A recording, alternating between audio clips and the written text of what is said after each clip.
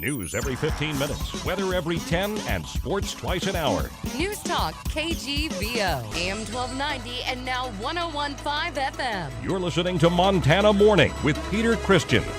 Political campaign commissioner rules against T.J. McDermott. Good morning, everyone. It's Montana Morning. It's Thursday, October the 9th, 2014. Right now we have a clear sky. It's 46 degrees in Missoula. Thank you for joining us. Our newscast this morning, sponsored by Kootenai Creek Village, the maintenance-free active adult community located in Stevensville, where you'll have hundreds of builders' options to choose from. The best in Montana living, Western Montana living. Call Kootenai Creek Village at 546-6930. This morning's top story, Montana's Political Practices Commissioner, Jonathan Motel, reached a decision yesterday on the complaints filed against Missoula County Sheriff's candidate T.J. McDermott by write-in candidate Josh Clark. The findings went out, and Clark says he was satisfied with the decision. It listed 8 sufficiency findings of violations of campaign practice law. 5 were against Dotsopoulos, McDonald, and Lind, and 3 were specifically against T.J. McDermott. I think it's great. I know people were skeptical of my filing the complaint, but this is for the people of Missoula and the people of Montana. Clark says this news will be used by his write-in campaign as an important voting issue since the sheriff is the chief law enforcement officer of the county. This is the sheriff of Missoula County. You don't want somebody that's comfortable bending rules, breaking rules, and breaking the law as long as it benefits him in that office. You want somebody that will stand up to the bullies in society. They'll stand up to the politicians. They'll stand up to political corruption. In the decision, Commissioner Motel has requested that a barrier be erected between the law firm of Dotsopoulos, McDonald, and Lind and T.J. McDermott. The commissioner actually states in the Dotsopoulos side of this and a similar statement in the McDermott side that in a settlement he would want to see establishment of a revolving door type period of time where Dotsopoulos, McDonald, and Lind lawyers will not interact with the sheriff's office should candidate McDermott be elected sheriff. The commissioner's 3 findings against McDermott are, quote, that he accepted illegal corporate contributions, that he failed to report and disclose in-kind contributions from the corporation, and that he failed to report expenses in detail, end quote. Now, in all fairness, we will have T.J. McDermott on our KGVO Newsmakers line at 7 o'clock this morning, live. The Montana Supreme Court has denied a Colorado man's petition to be declared unfit to stand trial in the murder of a high school teacher in the Bakken oil patch. Attorneys for 25-year-old Michael Keith Spell argued that he would be unable to understand the case against him because he's mentally disabled. However, the High Court said in a unanimous ruling yesterday that his disability does not automatically mean Spell can't understand the case and participate in his own defense.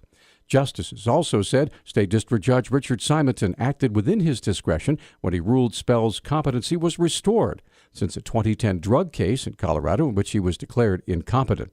Spell faces a November 17th trial. The January 2012 killing of 43-year-old Sherry Arnold, an accomplice, has already pled guilty.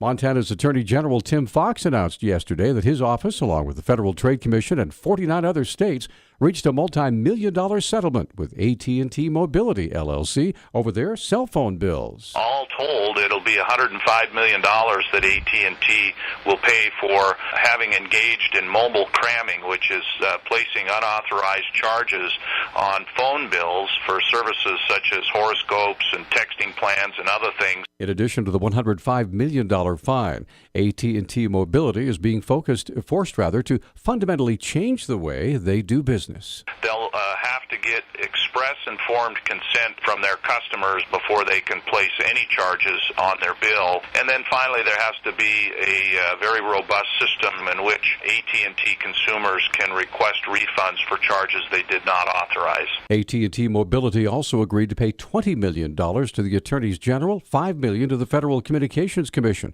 Montana received $219,000 for its participation in that settlement.